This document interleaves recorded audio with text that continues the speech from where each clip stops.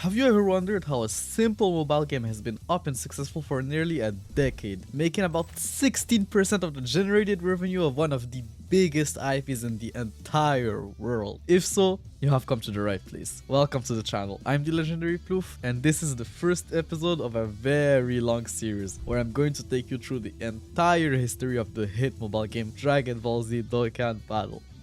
We first heard of Dokkan in the November issue of V-Jump back in 2014. They gave us very little information about the game back then, but it didn't really matter because the game was officially released only 2 months later, exclusively in Japan. We had to wait about another 6 months for a global release of the game. The game first launched in January 2015. When the game was initially released, there wasn't any content outside of the quest mode. Literally, the main home button was just the quest mode. There was no Dokkan events, no story events, no growth stages, no Z battles.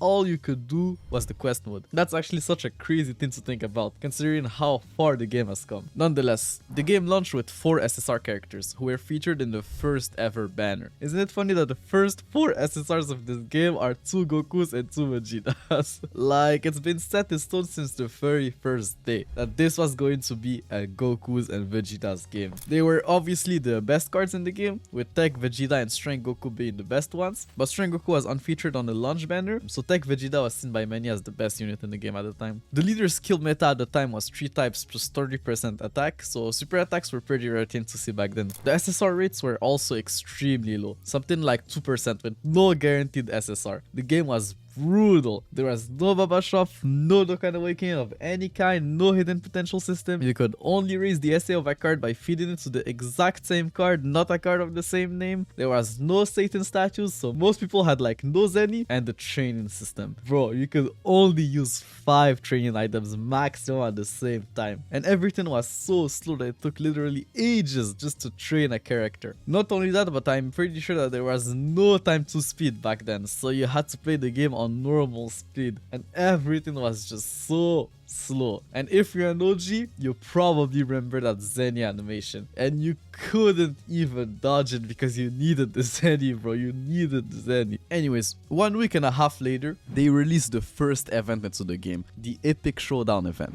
where you could get a copy of an Goku. When he first released on JP, he didn't have a Dokkan Awakening. His Dokkan Awakening came a couple of months later, so we'll talk about that later into the video. Goku was actually not bad at the time. He had a decent leader skill for a fish play character, a huge damage multiplier, and a 2% chance of getting 100% attack. And even though super attacks were not a common thing at the time, just this proccing on a normal attack could save you in a fight, which is honestly a crazy thing to think about. 6 days later, the first story event came, where you could farm an Arcade Gohan. I know it's hard to believe, but this guy was very good at the time. He was farmable with an alright drop rate, by the standard of the time obviously. His super attack lowered defense, which was very useful back then, and his passive had a chance to raise all allies attack by 25%. A fully essayed level and Z awakened Arcade Gohan was actually a decent option back then. Just 1 day later, they released the second banner into the game, featuring Int Percent Gohan and Physical Piccolo with 3 new SRs, SR Nappa, SR Yamcha, and SR Raditz. They both had decent passives and leader skills. Pretty much the only 2 things that mattered at the time. Well, actually the Metamorphosis and Namekian links were very OP back then because of that bug where you could proc them 3 times in the same turn. So you could easily heal up to 15% of your health every turn or 2. And this single-handedly gave more value to Physical Piccolo. You could link him with AGL Arnel, who debuffs strength types enemies, and you had like a very tanky rotation. But honestly, any other Nell would have worked at the time, even the one that has no passive. That's just how broken that bug was. On JP exclusively, they gave away a free SR Frieza via V-Jump codes or something like that. There's not much to say about this guy as of now, but I think it's funny that his passive is literally big bad bosses at Link level 1. Anyways, we also got our first ever strike event, SR Vegeta. He was like a very good unit. The problem with him is that the drop rates were pretty low unless you were like playing on the Z hard difficulty, which was not doable for a lot of people back then. But yeah, if we were able to farm him, this guy had a phenomenal leader skill for the time and a pretty decent passive. He was probably the second best SR in the game. Also, if you ever wondered what kind of card people were rolling for back in the days, Well, word got out pretty fast at the time that the best card to reroll for was actually SR First Form Frieza. He had a decent leader skill, 50% attack to all types, his super attack effect lowered the enemy's attack, and his passive gave him an unconditional 1500 attack, which was something at the time. He also had the Metamorphosis link, so you could link him up with any Zarbon card, and just like Piccolo and Nail, heal up to 15% HP in a single turn. Before the end of February, they dropped another banner featuring Final Form Frieza and Xenotrunks to promote the new Dragon Ball Xenoverse game. Frieza was an absolute monster. He was the first card in the game to have a supreme SA multiplier. Coupled with his 145% key multiplier and 30% start of turn attack buff, this guy was easily the hardest hidden card in the game, taking the throne out of Strength for Goku. Honestly, it's actually crazy to think that at one point in time, Frieza was actually the best unit in the game. Like, bro, that's crazy. He had the best SSR and the best SR. Like, think about it, bro. Think about it. While also having the best banner the game has known so far. It was the first banner to give you a guaranteed SR per multi-summon. Because yes, SRs at the time were pretty valuable. On the other hand, Xenotrunk was not that great. Like, he was simply a worse version of the physical Piccolo that dropped earlier that month since he didn't have the Namekian link. March started with a new story event where you could obtain 6 copies of an R Vegeta and R Nappa. Yes, they weren't farmable at the time. You could only obtain 1 copy per difficulty cleared. Once only, meaning only 6 Vegetas and 6 Nappas. But even though they could only reach up to SA 6, they were still very useful cards for newer players. Nappa was an in-type supporting unit and Vegeta had a rare chance of dealing some decent damage. A week later, we received a new strike event featuring Cyborg Tao. His leader skill provided 3 key to all strength type units, which was a pretty good leader skill at the time. He could also stun, something that was very valuable at the time since most enemies were not protected from debuffs. Additionally, he had a rare chance of increasing his attack by 50%. Being fully farmable made him a pretty decent option for most players. 4 days later, another strike event was added, featuring Jackie Chun as the highlighted character. His leader skill provided 3 key to all tech type units, essentially establishing a standard leader skill formula for all strike units. Additionally, his passive skill increased tech type allies attack by 10%, which was highly valuable since the most powerful unit at the time was a tech type unit.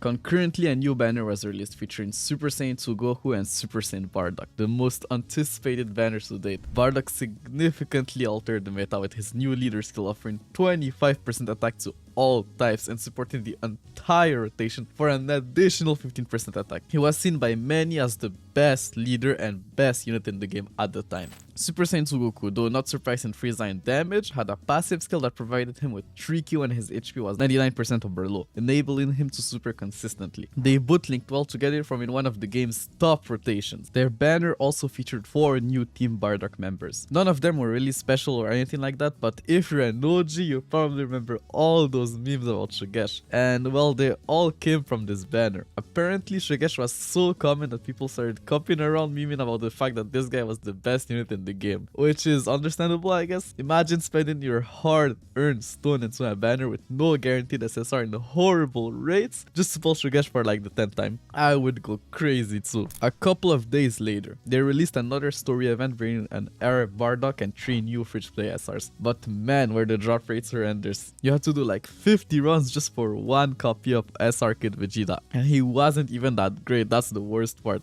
So yeah, they just weren't worth the grind at the time, unless you really liked one of those characters. Luckily, we had a new strike event with a wicked bloodline character that was fairly easily farmable, Int Mecha Frieza. Like every strike unit, his leader skill gave 3 key to Int type units. As for his kit, his super attack lowered attack, which was a very valuable thing at the time, and his passive skill gave him 32% attack when his key was 7 or more, which was something that you could get pretty consistently under his leader skill. So yeah, all around a pretty good unit. At the end of the month, we received another highly anticipated banner featuring Int Perfect Cell and Strength for Saint Teen Gohan. Both were exceptional units with unconditional stat buffs as their passives, and Int Perfect Cell shared the same leader skill as Strength Bardock. They also both had supreme super attack multipliers, which were the highest super attack multipliers available at the time. Consequently, they became the new hardest hidden units alongside Tech Frieza. The 3 SRs that came with them were also quite impressive for SR standards. Android 18 could lower defense and had an unconditional start of turn attack buff. Second Form Cell healed for 20% of the damage he dealt when his ki was 6 or more, which was considered valuable at the time. And Entry 17, even though not as good as the other ones, had a decent flat stat buff when above 50% HP. If you were a well or just a very lucky player at the time, you could finally assemble a coherent and strong team of SSR characters. You could just run Strength Bardock as your leader, with your rotation consisting of Strength Super Saiyan Bardock and AGL Super Saiyan 2 Goku, as well as Strength Super Saiyan 2 Gohan and In Super Saiyan Gohan. The team revolved around 2 links, Super Saiyan and Saiyan Warrior Race. You could have those 2 links active at all time with his team, which was a rarity at the time. However, as mentioned, you needed to be either a well or an exceptionally fortunate lucky player.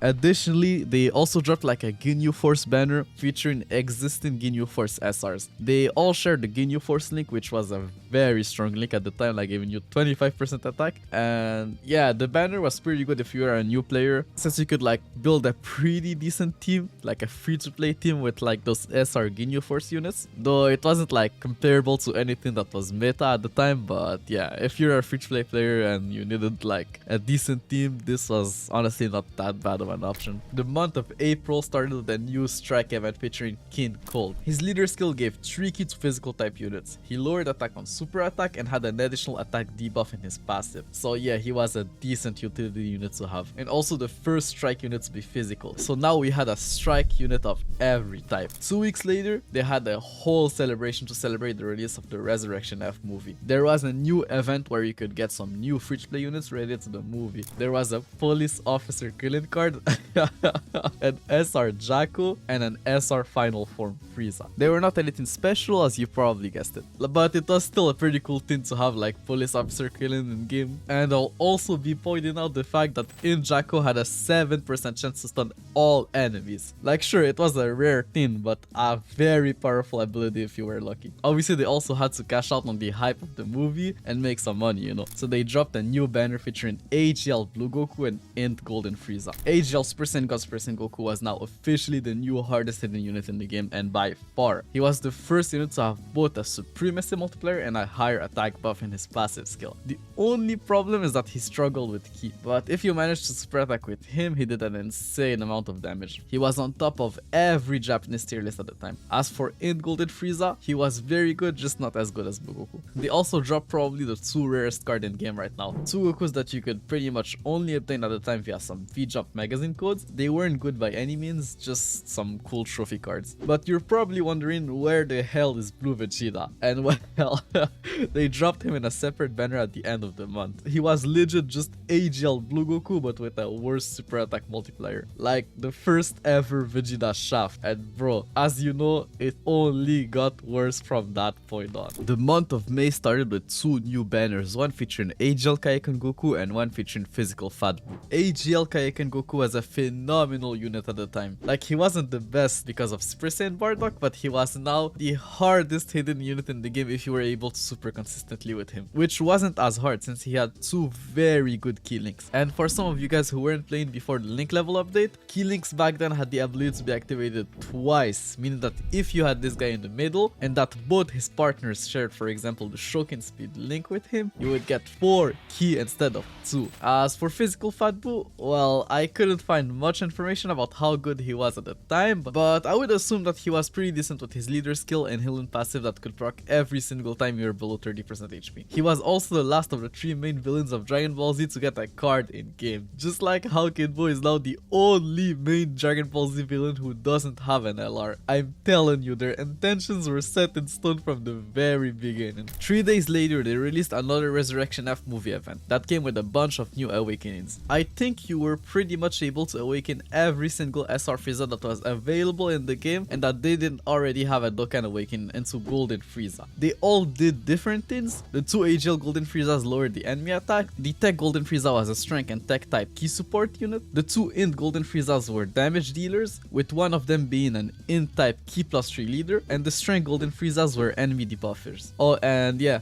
The former hardest hitting unit in the game got his Dokkan Awakening from this event too, but he didn't get much, just like a little bit of stats and a 10% attack buff in his passive, but it was enough since he was still decent before his awakening. Like, let's not forget that this guy was still the hardest hitting unit like just 2 months ago. A week later we got another banner that introduced Whis into the game. He was a support type unit and could lower attack on super. This guy could have been a phenomenal support on release if he was a Saiyan unit, but since he pretty much linked with nobody, he just didn't really fit on any team, unfortunately. We also got our first version of Beerus as an SR in the same banner, and damn, for an SR that guy was pretty good. He had a tech type 40% attack leader skill and a 25% start of turn attack buff. Nothing to laugh at, but like Whis, he couldn't really shine because of his link set and I guess SR stats. 5 days later we got another banner, this time bringing future Trunks into the game. The unfortunate thing is that this guy was legit just a reskin of Super Saiyan Gohan, but with I guess just better links for the time. So yeah, not very good, a waste of a card, especially for a faint favorite like future Trunks. In the following weeks we got 2 new strike characters, King Vegeta and Piccolo Jr. They honestly both weren't that great. King Vegeta gained 3k when HP was 50% or below, and Piccolo had a 4% chance to stun all enemies, which was great if you were lucky but not very reliable. The month ended with a new banner featuring Tech Majin Vegeta and Strength Evil Boo. Majin Vegeta was honestly pretty underwhelming, his leader skill was subpar, he didn't have a supreme damage multiplier, and his start of turn attack buff was pretty low. But he was Majin Vegeta after all, you know, he was like hype, very hype. And he also was a Saiyan, meaning that he had a decent link set, and he could link pretty well with AGL Kaioken Goku, the new hardest hidden unit in the game. So he wasn't completely worthless. People just wish that, you know, they did more with him since it's Majin Vegeta. Like a very anticipated unit at the time. As for Strength Evil Boo, yeah, he was bad. Like, like he was bad. Subpar leader skill and not that great of a passive. Really, the only thing he had going for him was being Physical Boo best linking partner. But Physical Boo was not something crazy either. So as you guessed it, yeah, just the Boo units just kept taking L's after L's.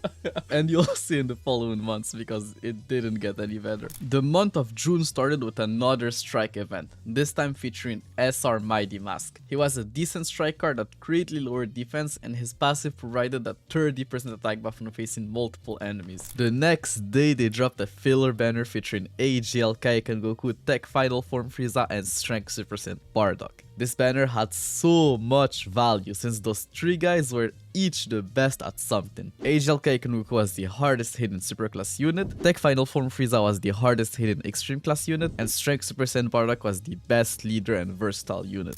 Bro, just look at that video. Japanese players were sounding like crazy on that banner. But what they didn't know at the time is that this banner was a big bait, because the actual first banner of the month came 4 days later. That banner brought a new Tech Super Saiyan 2 Goku and a new Strength Super Saiyan Trunks. Tech Super Saiyan 2 Goku was very good at the time. He had a decent link set, a supremacy multiplier, and he supported Tech and Strength type allies for 2 key. But he shared the same name as AGL Super Saiyan 2 Goku, who was still a decent card. So you had to choose between one of them. And since they both did different things, one being utility and the other damage, it wasn't actually that bad of a thing since you could choose what you wanted depending on your current needs. But I'm not gonna lie, it probably would have been great if you had the ability to use both of them in the same team. As for Strength Super Trunks, he was nothing special really. Like, he had a very good passive, but the extreme damage multiplier really held him back. If you were a damage dealer unit, you needed to have a supreme damage multiplier, so he didn't hit as hard as people expected him to. But the thing is, people still summoned like crazy for him for one simple reason. Can you guess it? Like, doesn't he remind you of someone?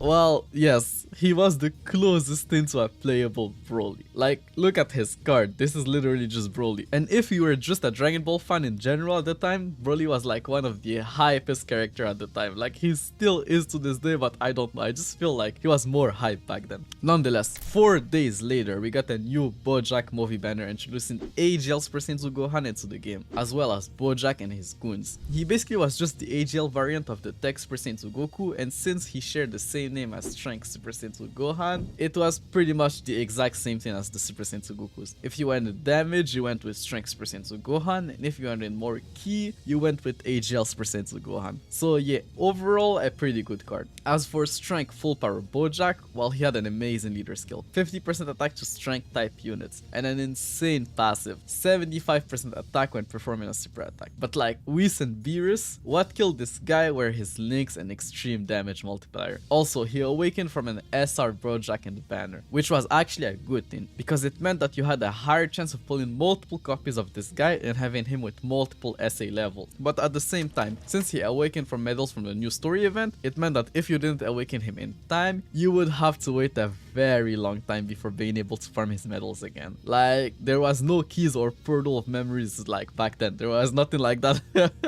And if I'm not wrong, I'm pretty sure that no story event came back yet. So people weren't even sure that story event would eventually come back. But yeah, the new story event also brought a new SR Super Saiyan Gohan. This guy was great for a free-to play card. He was cool, he greatly lowered defense on Super, had a decent passive, and just an all-around great link set for the time. Golden Warrior, Saiyan Warriors, and Super Saiyan, all pretty common links at the time. Unless you had in Super Saiyan Gohan with some dupes, you were just better off with this guy. Also, I'm not sure if this is true, but apparently there was a bug at the time, where you could run Dokkan Awakened and Un-Dokkan Awakened cards that share the same name together. So you could actually run him with in Super Saiyan Gohan. So really there was no reason to not farm him at the time. JP also got a new V-Jump exclusive card that conveyed an SR Goku from his fight against Birder and Jace, I think. He was an alright card, I guess, if you were a new player and had no other options. Before the next big banner, they dropped a filler banner introducing Super Saiyan 2 Vegeta into the game. Well, non-Majin Super Saiyan 2 Vegeta. And well, he was not great.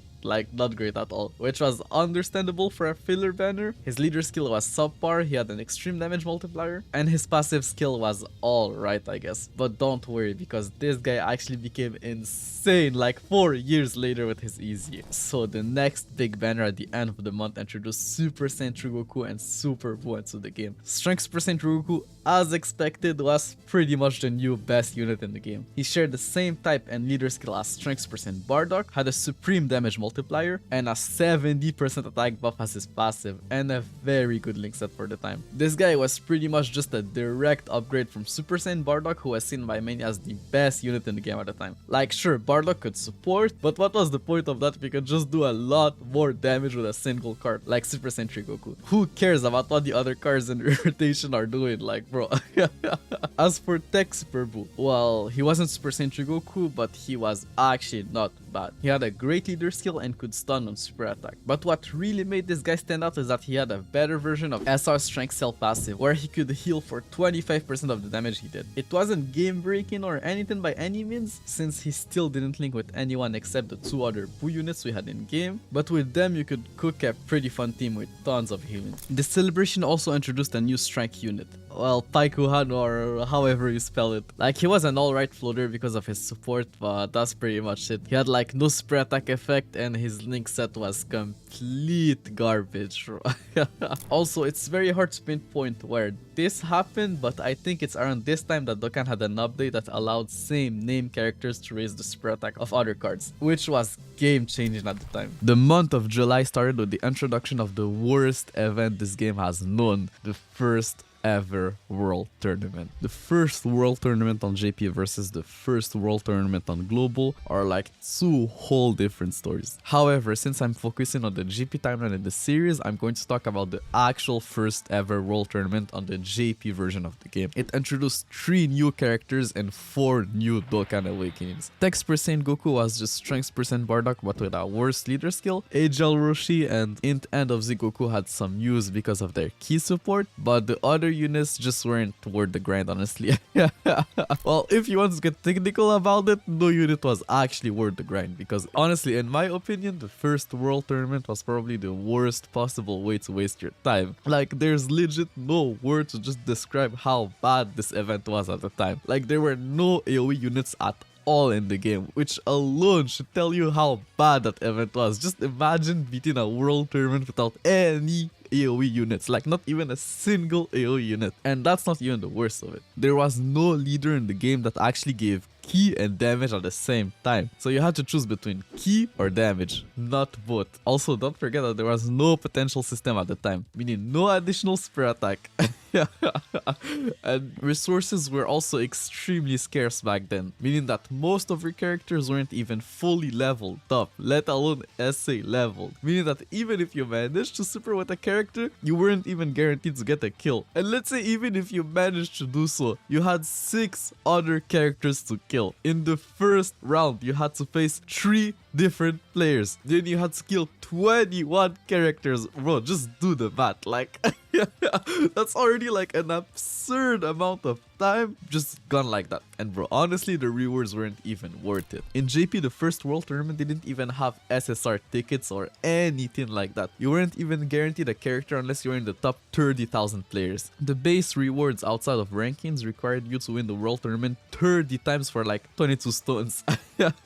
Not even a multi-summon. And the rates were so trash back then, so multi-summons were even less valuable at the time. This was just an L, like a huge L. I seriously don't understand how the developers tested something like that and were like, yeah, that's fine. Like, I know the work culture in Japan is like very intense and everything, but honestly, this is just too much. Like, this is slavery, like, bro. 2 weeks later, they dropped a new banner featuring a new Super Saiyan Blue Vegeta. If I had to guess, I would assume that it's probably because the GP players were probably not satisfied with the strength Blue Vegeta being worse than his Goku counterpart. Nonetheless, this guy was very good. He still had an extreme damage multiplier, but his passive was way better now. His leader skills were also not bad, but the main problem with that guy was his link set. Like, Realm of Gods links were just not that great at the time, since the meta revolved almost exclusively around Super Saiyan characters, with links like Saiyan Warrior Race, Shock and Speed, Golden Warrior, Super Saiyan, and Over in a Flash, because of units like Super Saiyan Goku and Tech Majin Vegeta. 3 days later, we got another banner, this time introducing Frieza's brother into the game. Kula, Frieza's brother.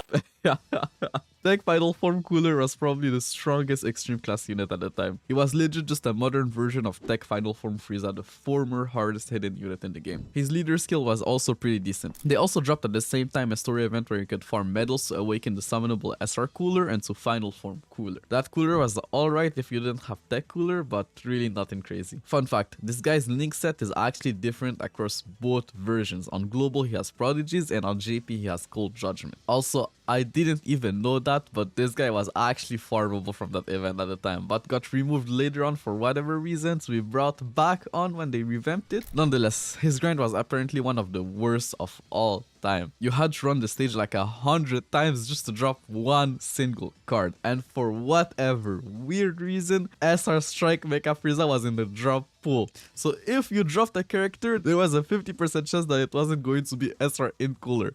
Like, bro, that's honestly just asinine. Like, bro, like like, what were they thinking?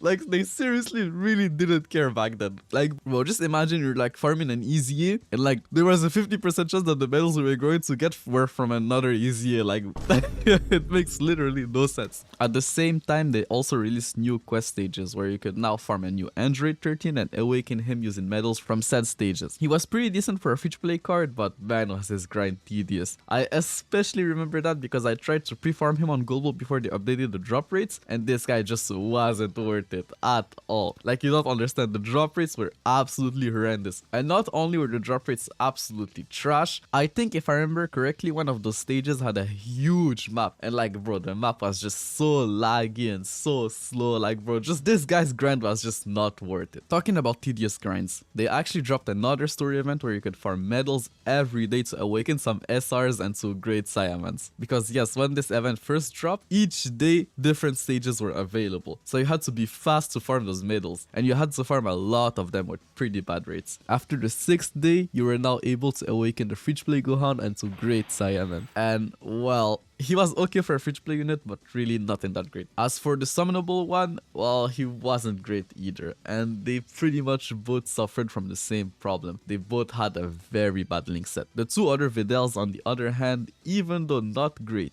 2 had some use. The Tech 1 debuffed AGL and N-type enemies, which was useful if you're trying to farm an AGL or N-type character, and the Strength Vidal had the same leader skill as Strengths % Bardock. So if you still didn't have him or any of his substitutes, you could easily use her as your leader for the time being. She was legit just a fridge play version of Super Saiyan Bardock, but with a worse link set and worse support. Anyways, this story event came with a new banner introducing 18 Super Saiyan Gohan into the game. This guy had the same leader skill as Strengths % Bardock, a supreme damage multiplier, a 70% attack buff on Super, and a decent link set. So this guy was actually pretty good. Not a bad card at all. He was like the int version of Strengths % Trigoku. The month ended with another high banner, this time bringing Physical Ultimate Gohan and AGL Kid Buu into the game. This was actually the first banner to give you a guaranteed new character per multi-summon. This didn't mean a new SSR per se, but if you already had all the SR and Rs in the game, I guess it did. Nonetheless, Physical Ultimate Gohan completely changed the meta with his new leader skill. He was the first card to give 2 ki to all types, meaning if you ran 2 of him, you were able to super pretty consistently, which was a huge deal at the time. Not only that, but he was the first unit to have an attack buff on super attack. Couple that with his supreme damage multiplier and the 70% attack buff he got from his passive, and you had yourself a unit that could hit pretty hard, but also consistently. His only drawback really was his link set. It sucked at the time. The only good link he had was Shock and Speed, and Shock and Speed was seen by many at the time as the best key link in the game, and the one to build your team around. While Over and Flash was better, but only Wells could really make use of it since very few characters had this link. So yeah, Physical Ultimate Gohan was a pretty good card. I wish I could say the same about AGL Kid, but this guy had a questionable leader skill and just more healing in his passive. Like, the healing was good, but when every single unit you link with heals too while doing absolutely nothing else, well, it's bad. And that's not even to mention the fact that this guy had 0 key links, so good luck spraying with him. I guess in some niche scenarios you could cook an unkillable team with him and other boos, but man, if it takes you 2 years to kill the enemy, what's the point? The month of August started with a V-Jump exclusive SR AGL Beerus. His leader skill gave 2 ki to AGL type units, he did extreme damage and lowered defense on super, and he had an 8% chance to give 3 ki to all allies. So as you guessed it, he wasn't very good unless you were a new player and just needed a filler unit to get by. The next day, it was already time for the second world tournament. Like, bro, they didn't even give people enough time to recover from the first world tournament. Like, I honestly pity the GP players who had to go through that. Like, don't forget that there's still no AoE units in the game. This is just as bad as the first world tournament. Nonetheless, this world tournament brought 1 new Awakening and 2 new reward cards. The Awakened R Strength Krillin into an SR, and obviously he wasn't good, but he could be used in some niche scenarios since he linked pretty well with the other Dragon Ball Saga units like the Strike Event Jackie Chun. As for the actual reward card, AGL Bardock was not bad. Like, sure, he had a subpar leader skill and did extreme damage, but he was a key support type unit given 2 ki to all AGL and strength type units. And since he was the first SSR base form Bardock, he linked pretty well with Strengths % Bardock, who was still an outstanding unit. So yeah, this guy had value just because he was named Bardock, quite literally. If this guy was something like Garlic Jr., bro, honestly, he would have probably seen as complete trash and not worth the farm. Bardock also came with a new SR GT Goku, who is actually still to this day a GP exclusive. Like, this guy never came to global. They completely forgot about him. But it doesn't really matter since that guy was not that good even at the time. Like, sure, his leader skill and start of turn attack buff were alright for an SR, but his damage multiplier and link set were really not that good. I think he was like the only unit in the game at the time to have the GT link, which was a good link, but it didn't matter if there was no other unit in the game to share it with. After the storm, they dropped the first banner of the month featuring 3 new SSRs, AGL God Goku, Tech Whis, and Strength Beerus. God Goku was actually insane. He had the same leader skill as the best unit in the game. He had the supreme damage multiplier and an insane attack buff in his passive, which was actually activated on super, just like AGL's % Blue Goku. But what made this guy way better than Blue Goku was his link set. Bro, this guy had 2 of the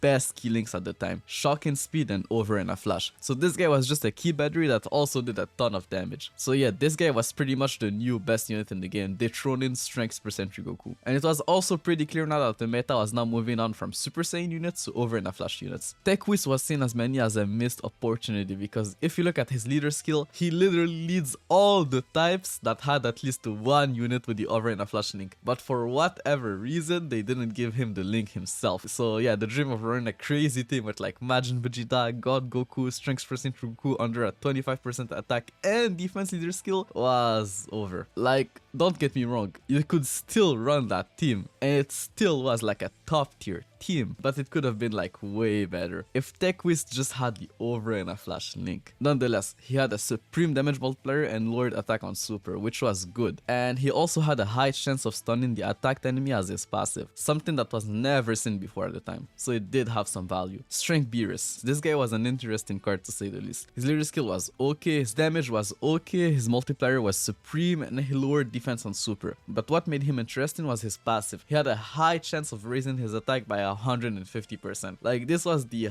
highest damage combo seen to date. Supreme damage multiplier with 150% attack. Like, just to put things into perspective, the biggest one before him was AGL Blue Goku, who also had the supreme damage multiplier but only an 80% attack buff. So yeah, if that part of his passive proc, this guy was pretty much the hardest hidden unit in the game. And honestly, this sounds crazy on paper, especially when you look at it now, like a high chance, 50% chance, right? Well, no, his high chance was actually a 30% chance of him raising his attack. So yeah, you had a 70% chance of him basically doing nothing.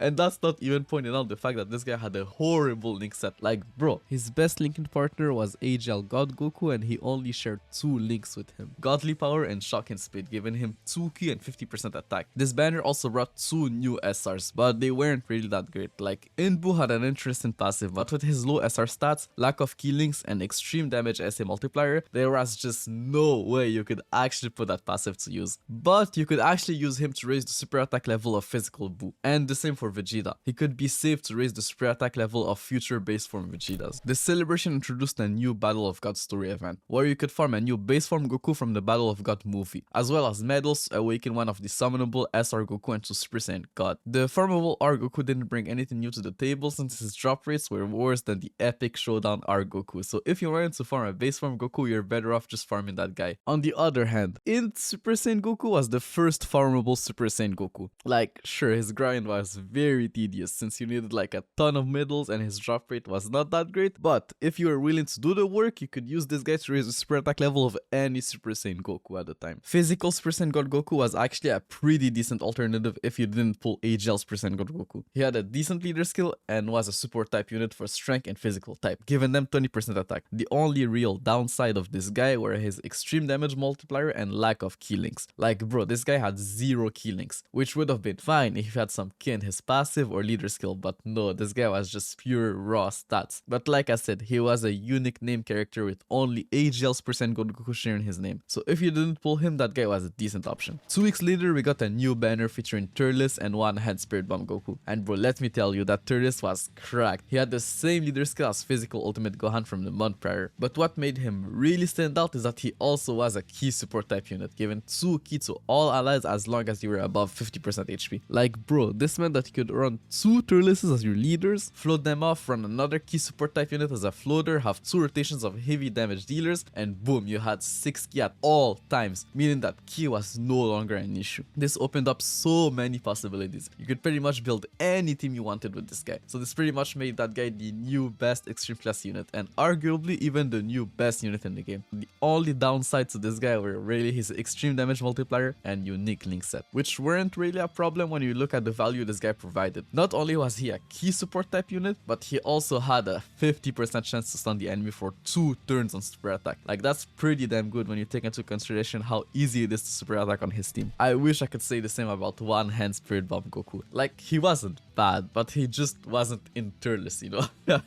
Like, quite the opposite actually. While Turles was extremely versatile and could be used pretty much everywhere, this guy was very niche. You could only really make the best out of him when facing an Int-type unit. And yes, I agree, against Int-type enemies, this guy's team was insane. You were pretty much invincible. All you had to do was bring some orb changing items and you were good to go. But other than that, he was very mid. Like, he had an extreme damage multiplier, which kind of sucked since he was meant to be a nuker and do damage. And bro, his link set was also not that great. He only had 1 key link being prepared for battle, which was not a very common link at the time. The other cards that came with the banner were really nothing special, and honestly not really worth going over. I guess Amond, or however you spell that name, was honestly not that bad since he could seal on super and was a support type unit, given 10% attack and defense to all allies. Like, you're definitely not going to use our Raisin for his medium chance of disabling the enemy guards.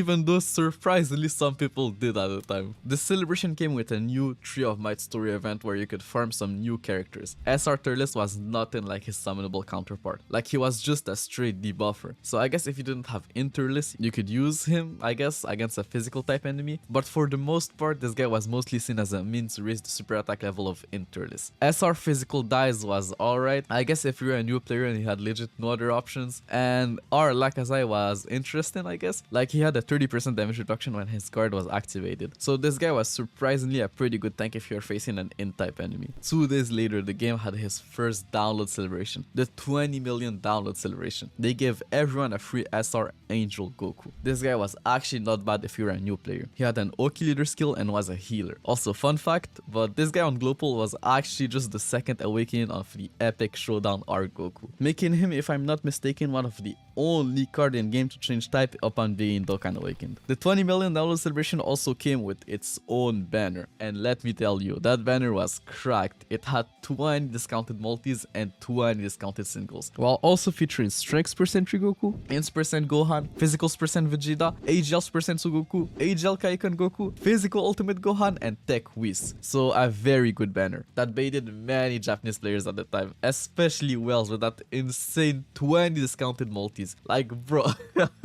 what the hell is that?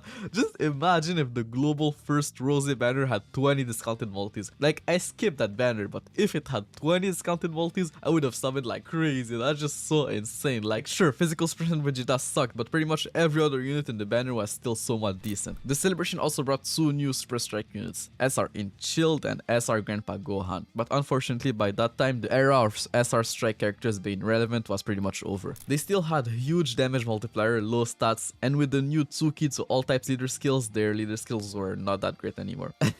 Like, bro, just look at Grandpa Gohan passive skill. What is that? Like, 1 key? Like, even for the time, that was trash. Like, bro. SR Chill, on the other hand, was a nuker, so I guess he wasn't completely worthless, but yeah, strike units were now officially dead. Well, until their revamp, but we'll talk about that in due time. If you're wondering why they dropped such an insane banner for a $20 million celebration, well, if you know anything about gacha games, it's pretty obvious. This was a bait. A big bait, because something insane was coming. Something that nobody expected at the time. The first ever Dokkan Fest, Strength Broly. And oh boy, was this guy insane. He introduced a new leader skill meta, which honestly wasn't that game breaking. You were probably still better off running double Interlis for the most part, but what really made that guy game breaking was his super attack. He was the first AoE unit ever, meaning that you could wipe the whole board with one super attack. This single-handedly made this guy a must for World Tournament. Like, it's either you had him or just don't even bother with the World Tournament. But he had a drawback. His defense was reduced to 0 on super attack. So yeah, this guy was the definition of glass cannon. Kill everyone before they touch you, which was honestly fine at the time since nothing could survive one of his supers. His Dokkan event came with a new farmable base form Broly that could awaken into Super Saiyan Broly. And for a free-to-play unit, that physical Super Saiyan Broly was actually pretty good. He had decent stats, an alright leader skill, and star return attack buff. Like, he could output some decent numbers. But talking about Broly's Dokkan event, like, holy, this guy was probably harder than Red Zone Broly. Like, bro, if you didn't have a unit that could disable his rampage ability, you literally just couldn't damage this guy. And bro, the AGL type was not as stacked as you would think at the time. Your best options were all premium units that you had to summon for. So unless you were a well or a very lucky player, you were going to have a hard time building a decent AGL team to face that guy. But that's not even the worst thing. Unlike Red Zone Broly, where you had 3 runs a day, you pretty much only had 1 or 2 runs in this guy event, since the Z-Hard stage costed 40 stamina at the time, and most players still had very low rank levels, so they didn't have a lot of stamina, and you for sure weren't going to use stones to replenish your stamina. You're honestly better off using your stones to summon on his banner and pull one of those new units that could disable his rampage ability. And bro, you may be thinking, like, okay, well, it's not actually the worst thing in the world that you have to summon on his banner to beat his Dokkan event, since if you didn't pull him, there was no reason for you to beat his Dokkan event. And look, you've got a point, but let's not forget yet again that the rates at the time were absolutely horrendous. So the chances were pretty high that you could manage to pull Broly, but none of the other featured units. And trust me, you didn't want to have this guy on Dokkan Awakened. Like, his TUR was great, but his SSR, that's another story. No AoE on Super, but with the same drawbacks. So yeah, you absolutely needed to beat his Dokkan event. Talking about his banner, it came with 6 new SSRs, something never seen before.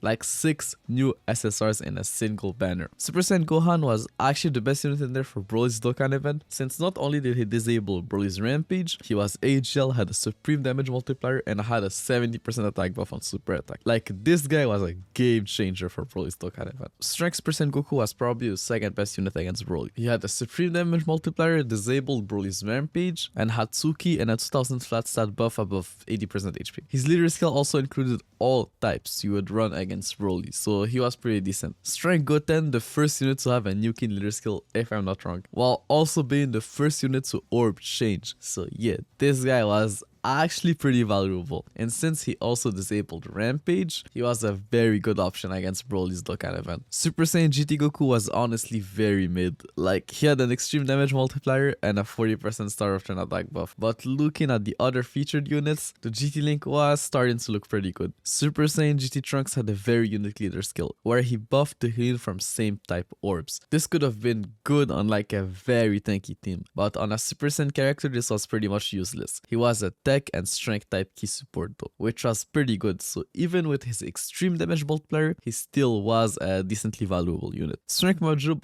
also had a very interesting leader skill. Tricky to all allies when above 80% HP. If you were able to stay above that HP threshold, this was probably the best leader skill in the game.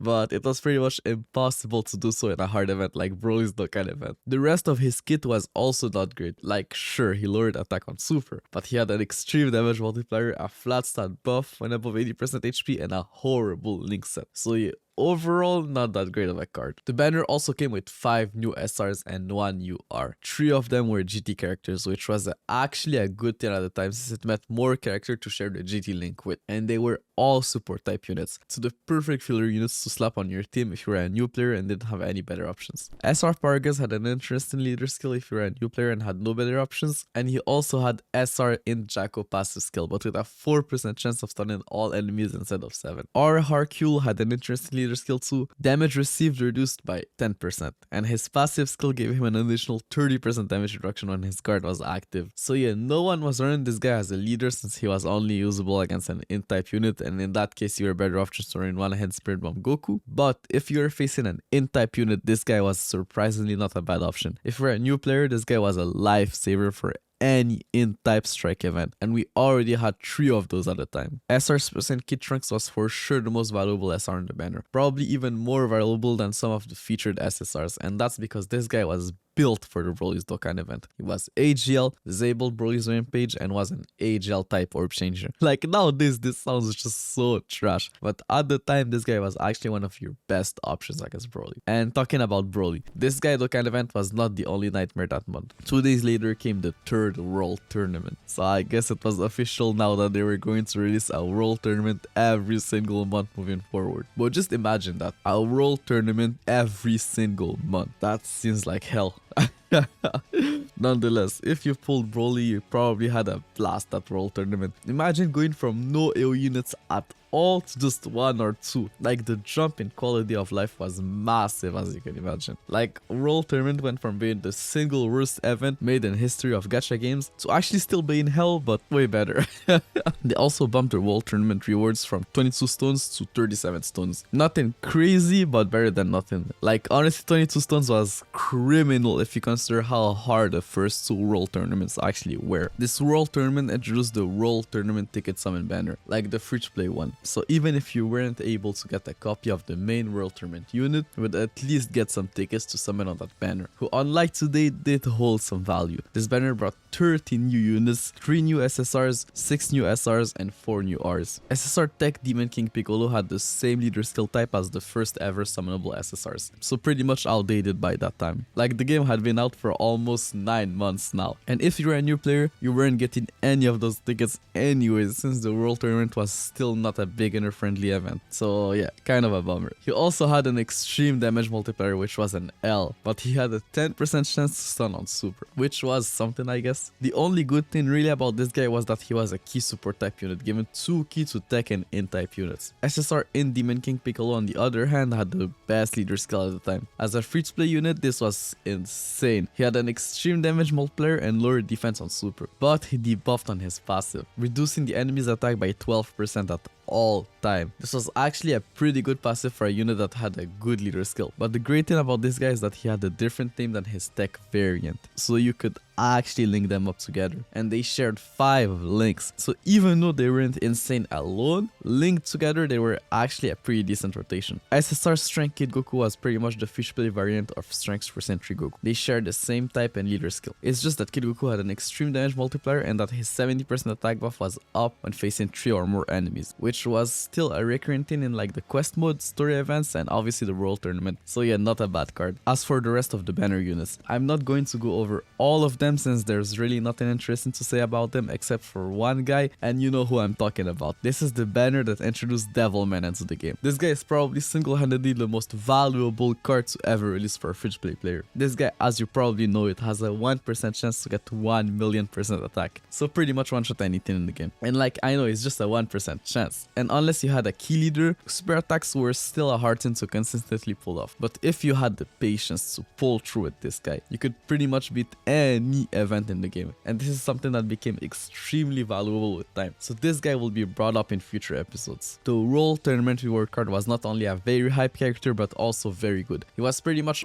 on par with Text Percent Goku. And just so you guys know, back then we had no potential system, so free to play units and summonable units pretty much had the same stats. So yeah, this guy had the supreme damage multiplier and was a key support type unit, given 2 key to HL and tech type units. If you had Strength Broly, this guy was definitely worth the grind. 2 weeks later we had the first ever Dokkan crossover campaign, and with none other than One Piece. It's honestly crazy to think that we could have had a One Piece character in Dokkan. Well, technically we did get a Doflamingo card, but he wasn't a playable unit, just a boss. But yeah, unfortunately all we got as a playable card is a Bye Guys Goku. For a free to play character, this guy was very good. He had a decent leader skill for a free to play unit, a 20% chance to stun on super, but more importantly, this guy gave 2 key to all allies when he was above 50% HP. So this guy alongside Interlist were the only units in the game to key support units of every type. So yeah, very good unit, and his card art is just so cool. I wish they actually saved that for an LR Bye Guys Goku. The month ended with a new Boo Saga banner featuring the one and only Vegito,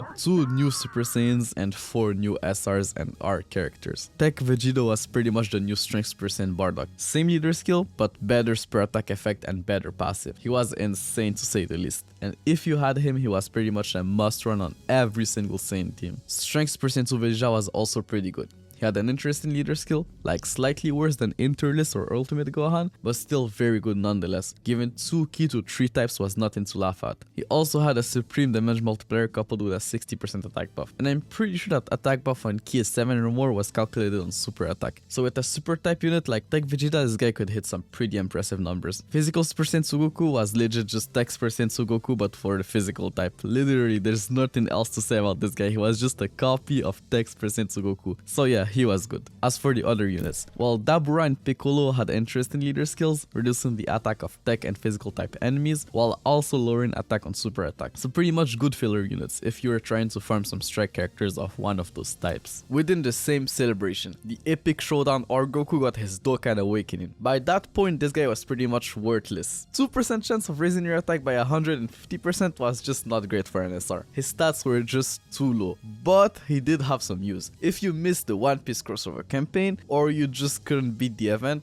this guy was pretty much the best way to form the super attack of any Super Saiyan Goku. Way easier to form than the Battle of God in Super Saiyan Goku. 3 days later, they released a new stage for the One Piece crossover campaign. And this new stage dropped an awakened UR version of the Bye Guys Goku. His drop rate was pretty bad, but nothing crazy for these days standards. So he wasn't harder to farm than any other unit at the time, but he was definitely more worth it than them. Not only was he good like explained earlier, but now that he dropped as a UR, you could actually use him to raise the super attack level of any Super Saiyan Goku at the time. There was also a campaign related to that event where players would work together for prizes, pretty much like those Spirit Bomb campaigns during big celebration. Every milestone stones gave a different character coupled with Zenny Dragon stones and training items. The characters were SRs for the most part, so nothing really interesting. I guess SR Tech Piccolo was a super type unit, so there's that. The final milestone actually gave an SSR character, and now they did one, but an SSR nonetheless. The month of October started with, as you guessed it, another world tournament, bringing on like the last world tournament only one new unit, a Strength Teen Gohan. And yeah, unlike the last world tournament reward card, this guy was quite the downgrade. He had an extreme damage multiplier, unlike Gohan, who, if you remember, had a supreme damage multiplier, but I guess he did have a 25% chance of stunning on super, so there's that. I guess his leader skill was pretty much outdated by that time, and his passive skill, tricky when facing 3 or more enemies. So I would assume they wanted to make this guy good in the world tournament, which he probably was if you didn't have Strength Broly. But yeah, honestly, if you didn't have Strength Broly, there's just no point in playing the world tournament, like, let's be honest. But now that I think about it, he is Strength and do have the same lineage, Key Link, so he was probably meant to be run alongside Strength Broly. Nonetheless, this world tournament was the one to introduce the first ever SSR ticket summon banner, which was surprisingly a pretty decent banner for the time. It had pretty much all the best summonable SSRs as featured units, like AGL God Goku, Strength % Tree Goku, Strength % Bardock, or even Physical Ultimate Gohan. And I would assume every other summonable SSR that released before AGL God Goku was unfeatured on the banner. So your chances of pulling something good were not as great as you would expect, but it was a free banner. Well, it was on paper. To get an SSR ticket, you had to win 100 times. Like, bro, I can't even bother to get my 30 wins now with crazy units like my junior that literally turned the world tournament into a complete joke. And you're telling me that people back then were running this shit with no AoE units 100 times for a single SSR ticket? Like, bro. What kind of sick joke is that? Like, I don't even know how many times I'll have to say that during the series, but they really didn't give a single back then. The next week we got another strike character, Future Trunks, and if I'm not mistaken, this was the first strike unit to not have a key type leader skill. His leader skill just gave HP and attack to strength type units, which was probably seen by many as a downgrade, but he was a support type unit, so he was genuinely a very good filler option if you were starting the game and needed a good strength character or just a character to fill up one of your teams. Actually, now that I think about it, he actually was a decent option on Strength Broly's team, since his team was pretty much kill or get killed. So a unit that could support Broly and fit under his leader skill was very useful. 4 days later, they dropped a new banner introducing some new characters from the Cooler movie. SSR Physicals % Goku, SSR Int Middle Cooler, and SR Tex % Vegeta. The banner also featured some decent characters like the Tech Final Form Brothers, Strength % Goku, and AGL Kaioken Goku. The new Goku had the Strength % Bardock leader skill, an extreme damage multiplier, and a mediocre passive. But what made this guy stand out was his 50% chance to stun the enemy for 2 turns and decent link set. And I guess the fact that the Super Saiyan Goku name was not as stacked as it used to be did help him. But yeah, nothing crazy and not a must summon by any means. Int Middle Cooler on the other hand was an absolute beast. He had the same leader skill as Interlist, so 2 key to all types, a supreme damage multiplier, and he was a support type unit giving 25% attack to all allies. So pretty much the more damage oriented version of Interlist. But the crazy part is that he could run both of them on each other team. So it was just a question of what do you want more of. More damage with another Middle Cooler leader or more key with another Interlist leader. But the crazy thing about this guy is that unlike Turles, who had a very niche link set, this guy had a link set that worked pretty well with every other Wicked Bloodline unit. And he also came with a whole new set of free-to-play Metal Coolers, who were all pretty decent. So if you were a new player, you could legit just pull this guy from the free-to-play Metal Coolers and run a very good team. But that's obviously on paper. Their grind was another story. But first we have to talk about the SR Vegeta. He was not great. Subpar leader skill, huge damage multiplier, and only 2 key to himself and above 80% HP. I guess his link set was decent, but that's pretty much it. Now, going back to to the story event. It brought 6 new free-to-play units, a new Cyclopean Guard, and 5 new metal coolers. The new Cyclopean Guard was actually alright for an SR. He had our Hercule leader skill, but was actually a support type unit, given a flat stat buff of 1000 defense to all allies, which made him a not so bad option against int type units or under one hand Spirit Bomb Goku leader skill if you really had no other options. Like, let's not forget the fact that this guy has 2 links. The metal coolers all had the same leader skill, give it 1 key to all types, a huge damage multiplier, and the same link set, but they all had different types and passive skills. AGL metal cooler gave 1 key to all allies when above 50% HP, so not a bad card at all for a free-to-play unit. Tech metal cooler debuffed the enemy attack by 20%, so not bad, but probably the worst cooler out of the bunch. Int metal cooler recovered 5% HP at the start of turn, coupled with the auto regeneration link. This was actually pretty decent and could add up really quickly. Strength metal cooler gave 10% attack and defense to all allies, so very good too. Physical metal cooler, well, he did recover 50% of the damage he dealt as HP. Like, that was insane considering the fact that the team was already hitting like crazy with the auto regeneration link and int metal cooler passive skill. But their grind was tedious, like yeah, like very bad. You had to fight like a zillion metal coolers, and the coolers were dropped completely randomly, so you could be stuck with like a million copies of the tech metal cooler but none of the strength metal cooler. Like, it really felt like you were in the movie grinding these guys, so I'll give them that.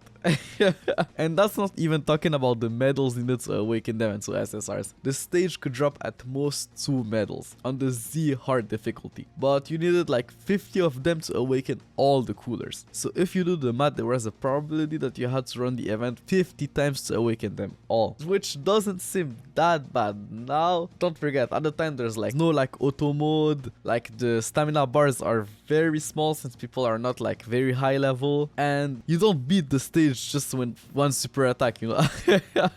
Like, it takes some time to beat the stage. It's just now you can just pull out like LR Beast Gohan, LR Super Saiyan Gogeta, like LR Broly, they just one shot everything.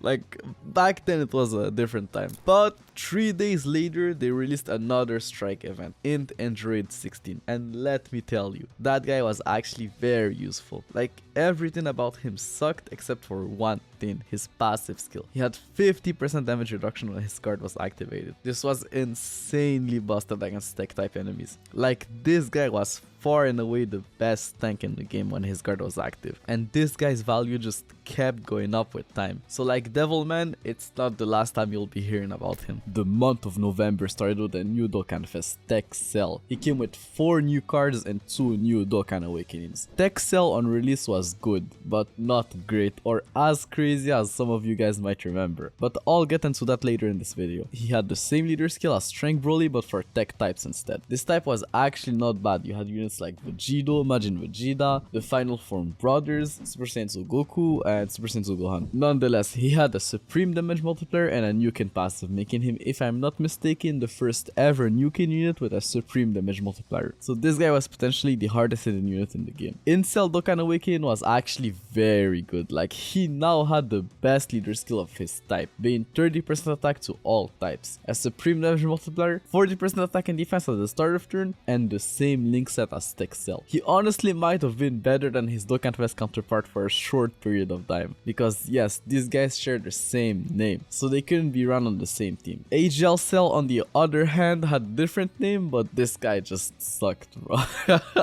Like, let's be honest, his only purpose was to just be a link battery for the other perfect cells. He shared 5 links with the 2 other perfect cells, so he was easily their best linking partner. Now, talking about the new banner units, they all came with a new mechanic called Weekend Regeneration, which is basically just a pay-to-win mechanic to help you beat Cell Dokkan event, just like Strength Broly and his Rampage ability. And talking about Broly, he was actually back on Cell's banner, so if you didn't already have him, every single banner this guy was featured on was a must summon. Like, you needed Broly just for the World Tournament. AGL Super Vegeta was actually decent. He was a unique named character with a decent link set and key support, pretty much the AGL variant of Tech Super Saiyan Goku. Goku. His only drawback really was his extreme damage multiplier. The androids were both orb changers. Android 17 changed AGL key type orbs to Rainbow, and Android 18 changed Rainbow key spheres to In. So these two were definitely made to help Texel. Physical Super Trunks. He had the same leader skill as Strength % Bardock, an extreme damage multiplier, a 40% start of turn attack buff, and I guess a no killing set. Like, honestly, this guy was just mid.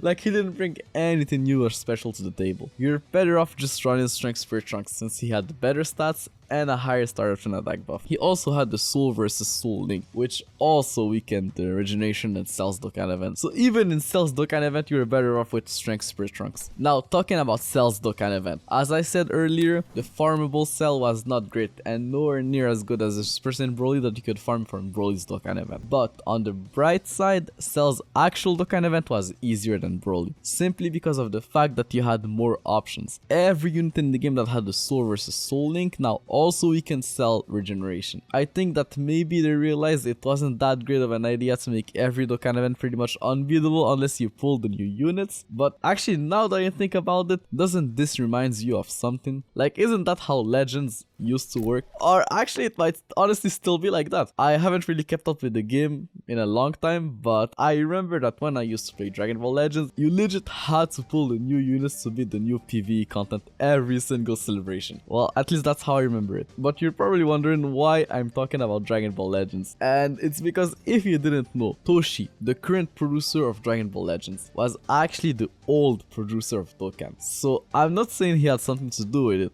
but it is a little sus. And we know that he left somewhere around the 3rd year anniversary. And if you guys didn't know, Dokkan became extremely free-to-play friendly somewhere around that time. But enough said, we'll talk about that in due time. Within the same celebration, they actually updated the Friend Summon banner and added SR Tech Hercule into the pool. People had no idea that this guy would later down the line awaken into an LR. But he did have some use because he had the Soul vs Soul link at the time, so usable in Cell's Dokkan event if you had no other choice. The next week we got a new strike event featuring none other than Piccolo. But funnily enough, this guy was already obtainable before his strike event. He was actually obtainable as a reward during the One Piece crossover campaign. Nonetheless, this guy was just the tech version of the strike strength future Trunks. At the same time, they dropped a filler banner introducing Gotenks into the game. He had the same leader skill as Physical Ultimate Gohan or Interlist, had a supreme damage multiplier, a Nukin passive, and a decent link set. So honestly, not a bad card at all, and his banner was not bad as well. It featured Tech Vegito, Physical percent to Goku, Strength percent to Vegeta, and Strength Majroup. 3 days later, they released another strike event, this time featuring Tien. And bro, I honestly don't even have the words to explain how bad this guy was. Forget about the leader skill and a huge damage multiplier. Just look at that passive, a rare chance of stunning all enemies. But do you actually know what that percentage is? It's 2%. He had a 2% chance of stunning all enemies for 1 turn. Like bro, in Jacko, who came 7 months ago, had a 7% chance. So yeah, this guy was just horrible. A week later, there was a monthly world tournament. I wasn't joking when I said that there was going to be a new world tournament every single month moving forward. Nonetheless, this world tournament was the same as the previous one, with the new reward card being a Kaioken Goku. He could greatly stack attack on super and had an orb change in passive skill. So it was clear as day now, the new meta was nuking units. And to make it even clearer, they released a new banner alongside him, featuring 3 new Nukin leaders: AGL Golden Frieza, the AGL type Nukin leader, Tech Goku, the Tech type Nukin leader, and Physical Super Saiyan God Vegeta, the Physical type Nukin leader. They all gave 30% attack to their respective type per same type orb obtained. Honestly, that was something insane at the time. It pretty much just blew every single attack leader skill out of the water. Like legit now, it was either you were running a Nuki leader skill or a key type leader skills. Like what's the point of running anything else? AGL Golden Frieza, this guy was simply the best tank in the game, and for a very long time. Like bro, this guy is probably single-handedly the best agent unit of all time. He released in 2015 and I still use him to this day when I have the chance. Like it's crazy. The blue boys on the other hand were not like those crazy tanks, but orb changers, which was actually more fit into their role and leader skill. And Tech Goku leader skill was a game changer for Texel. With his new Nukin leader and all the new orb changers, Texel was now far and away the hardest hidden unit in the game. This banner also came with some new filler SRs and Rs. There is nothing really to say about them except for one guy, Tech Jacko. I don't know if this guy is bugged or they just didn't care about the wording, but this guy to this day has a 100% chance to stun all enemies once only on first appearance. This made him an insanely valuable unit for the World Tournament, and even in SBR or ESBR. It's actually thanks to this guy that I made my first ever Super Railroad stage, but we're getting ahead of time. The month ended with two new strike units, Skinny and Fat Goat Tanks. They were both nukers and very good options if you pulled one of the new nuking leader, especially Fat Goat Tanks, who was crazy on physical % confidence testing. The month of December started with a new Dokkan Fest, Kid Buu. This guy was just something else. He had an insane support type buff, 50% attack and defense to all allies when above 80% HP. Like bro, when you think about it, this buff is still good to this day. So just imagine how crazy it was at the time. His leader skill was also not bad because of how it worked. When you were above 50% HP, it gave 50% attacks to all allies, and when you were below 50% HP, it gave an attack buff equal to your current HP. So for example, if you had like 26% HP, the attack buff would be 26% attack. So he was now by far and away the new best attack to all types leader. His only downside really was his link set and maybe being low HP, but it wasn't something likely to happen if you were running him alongside other Buu units. AGL Kid Buu on the other hand was okay, I guess. Like, if you didn't have physical Kid Buu, he was a decent option. They had the same link set and super attack multiplier, just different passives and leader skills. Kid Buu healed on his passive and his leader skill was just HP. Fun fact, but his team was the first team to break 100k HP. Couple that with his healing and yeah, this team was very tanky. But like I already said, what's the point if you don't do any damage? The fights are just going to last like forever.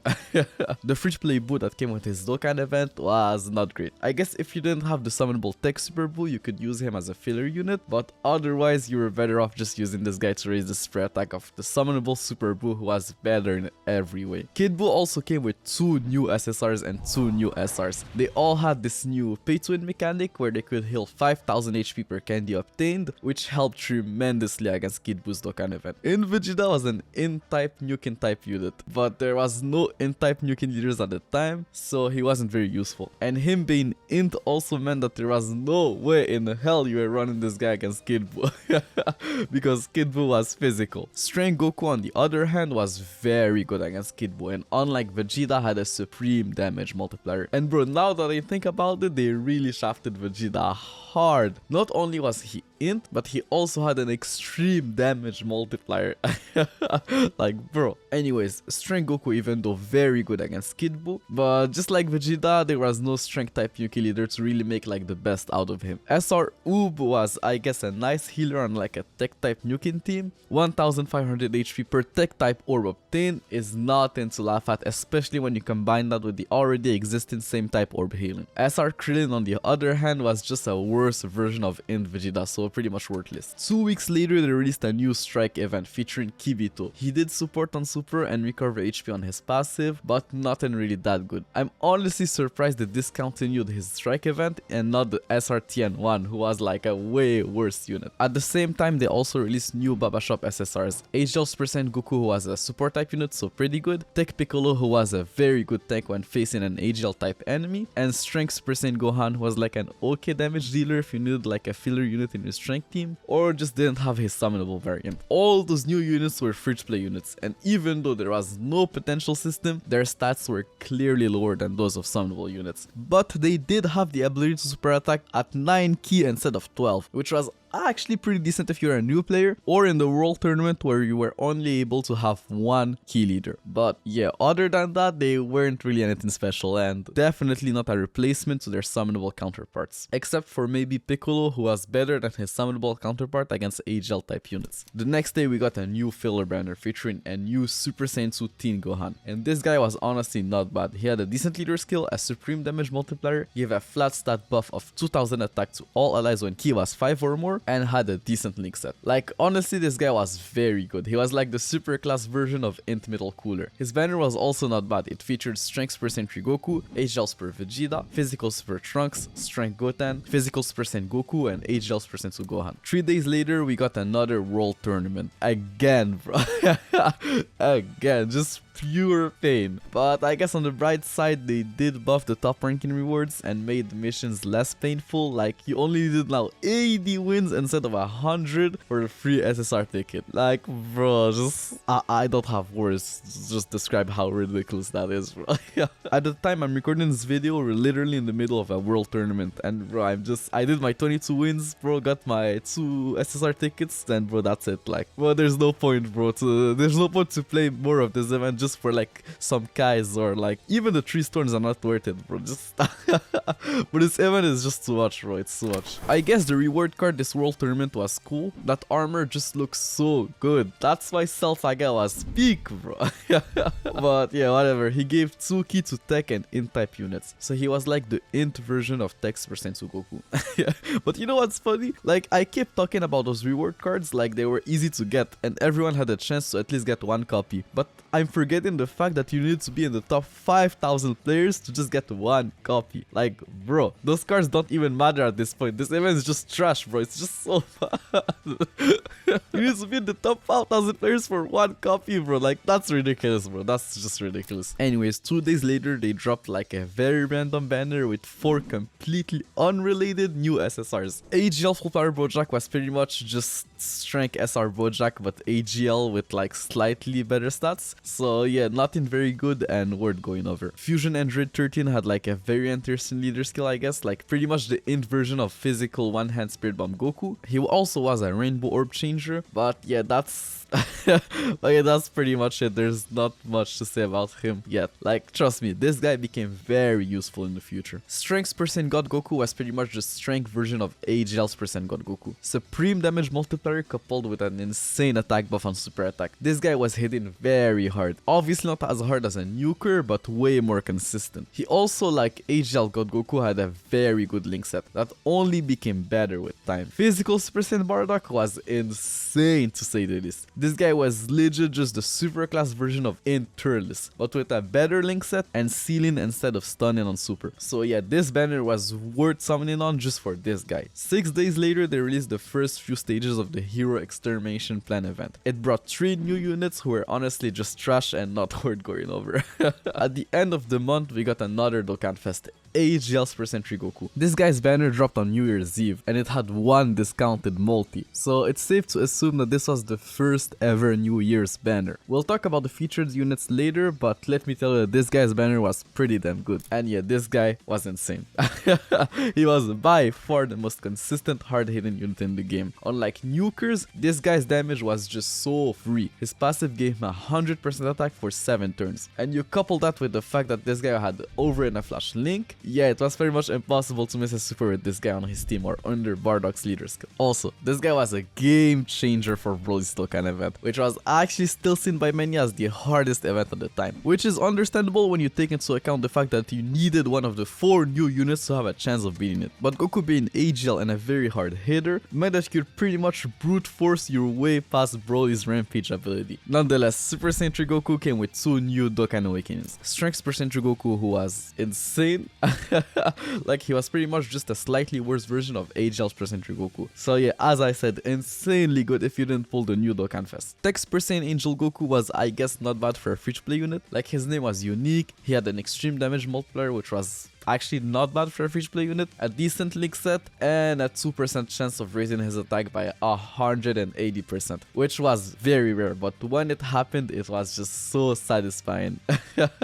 If you know, you know, bro. AGL's percent Goku banner featured 3 new characters. Tech's percent Vegeta. He had a decent leader skill, a supreme damage multiplier, a 70% attack buff and above 50% HP, and a decent link set. This guy could have been AGL's percent Goku best linking partner. They shared 4 links together. But the problem is that this guy didn't have over in a flash, and over in a flash was like an absolute must. So yeah, yet again, another Vegeta's shaft. Tech's percent Goten was a rainbow orb changer and tech, so you know what that means. He was an absolute must on Cell's nuking team and really helped him a lot. Like like finally a rainbow orb changer who was tech.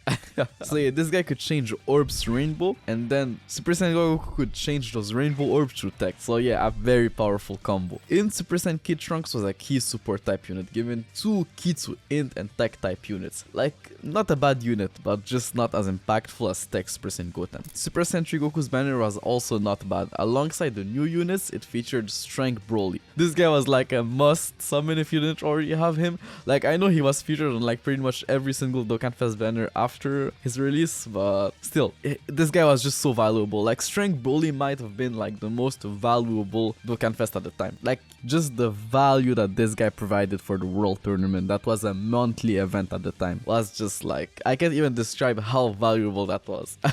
Anyways, it also had Tech Cell, Strength Super Saiyan 3 Goku, Tech Vegito, Physical Super Saiyan Gohan, Tech Majin Vegeta, and Tech Super Buu. Like, honestly, that banner was pretty stacked to say the least, and one of the best banner we had seen yet. As for Super Saiyan 3 Goku's Dokkan event, if you had pulled Cell and Tech Blue Goku, that event was actually pretty easy. All you had to do was survive the first phase and then nuke Super Saiyan 3 Goku with items in the second phase. On the other hand, if you couldn't nuke Super Saiyan 3 Goku, this event was very hard. But probably still easier than previous Dokkan events, since there was no new pay-to-win mechanic this time. Like, sure, the event was almost impossible to beat without Cell, but you could use a friend Cell and get by with some luck and a decent tech team. Anyways guys, this is the end of the video. If you enjoy this type of content, make sure to like the video and subscribe to the channel if you haven't already. Additionally, if you have some bucks to spare and wish to support the channel financially, you might consider becoming a member. You'll receive some cool icons next to your name and early access to new videos as soon as I finish them. I appreciate all of your support. Thank you for watching, and I'll see you next time.